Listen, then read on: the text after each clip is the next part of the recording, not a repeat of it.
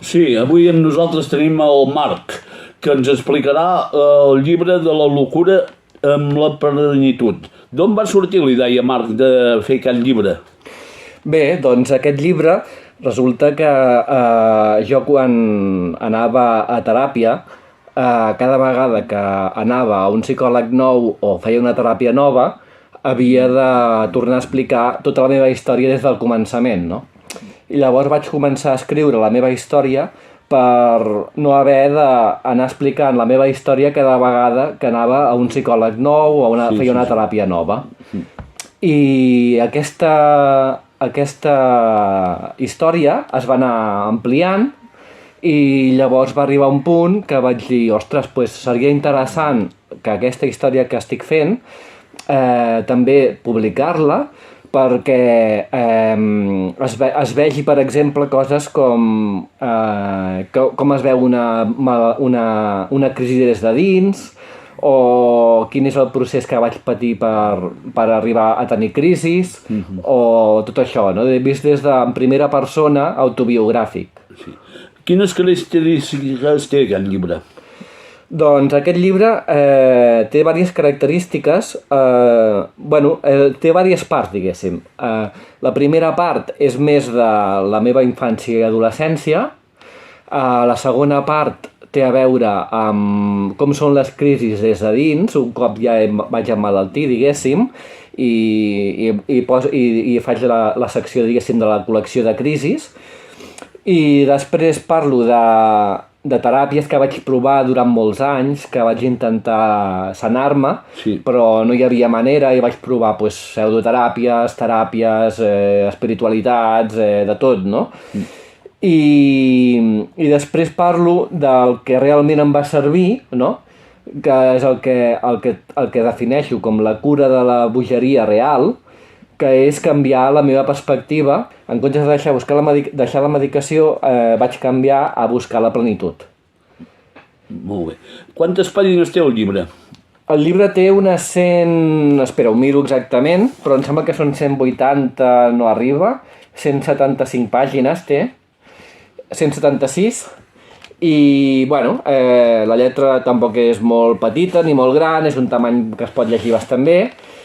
I bé, és això. A veure, Marc, si ens pot explicar una mica el llibre, quan va començar. Quan va començar?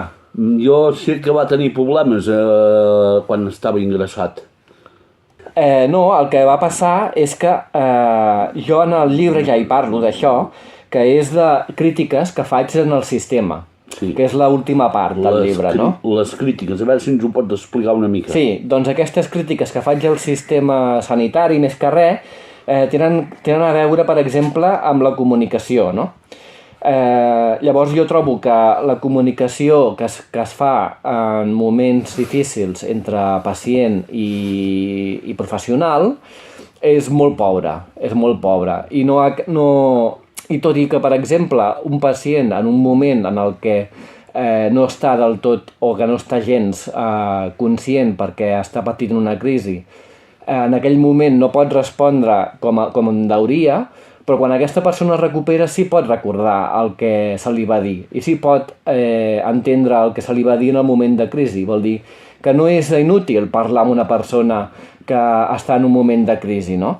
I aquesta comunicació jo no l'he tingut mai i fins i tot se m'han injectat coses sense saber que se m'injecta i se m'ha tractat sense saber on vaig, ni què se m'està fent amb mi, ni per què vaig a un lloc, sense cap mena d'informació de res, no? Vostè no tenia cap informació de res? No, vas completament perdut per dintre de l'hospital o per on sigui, i et porten on volen, i et fan amb tu el que volen, però sense mai explicar-te res. I això per mi és una bona crítica de dir, aquesta persona potser no és conscient, però se l'ha d'informar, no? Se l'ha d'informar, exactament. Ens pot dir a veure on es pot trobar aquest llibre? Doncs mira, aquest llibre té diversos llocs on es pot trobar. Un és a Ràdio Nicòsia, que allà en tenen uns quants exemplars, a Barcelona. L'altre és aquí a la llibreria que han posat nova a la plaça Gran, a Ripoll, que hi ha un parell o tres d'exemplars. i llavors també a la meva compte personal de Twitter o d'Instagram o de Telegram, que és Lliure Pensa Actua, lliure amb ella, pensa, de pensar, i actua, però ajunt la A amb el pensa, no? Pensa Actua, ajuntant l'última A. Pensa, no dues A, sinó Pensa Actua. I si no, el meu correu electrònic, que és marc, amb K, N de Navarra, i Decker, amb CK, @gmail.com. I el preu d'aquest llibre? 10 eurets. Ens pot tornar a repetir l'adreça perquè la gent no ho sàpiga bé? Sí, és Marc en Decker, Marc N de Navarra, Decker amb CK, @gmail.com, o a Lliure Pensa Actua, a Twitter, Instagram o a Telegram. Molt bé, moltes gràcies, Marc, per haver assistit al gall. Us desitgem molta sort amb el llibre. Molt bé, gràcies.